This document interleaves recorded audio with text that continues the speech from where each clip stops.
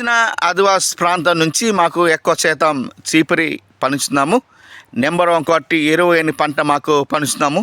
కానీ మాకు పట్టణానికి తీసుకెళ్ళే అమ్మడానికి ఎవరు తీసుకోలేదు. తీసుకున్నా సరే కట్టికి 10 రూపాయలు 5 రూపాయలు అడుగుతున్నారు. మా గిరిజన వస్తువు ఎవరు తీసుకోలేదు.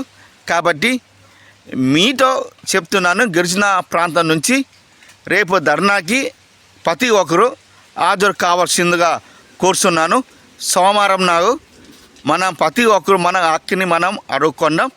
ఎందుకంటే మనం చింతపండు గిరిజన ప్రాంతం ఎక్కువగా పంచుతున్నాము.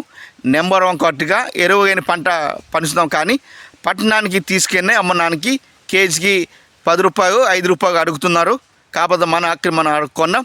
రేపు తప్పనిసరిగా హాజరు కావాల్సిందిగా ప్రతి ఒక్కరు కోరుచున్నాను.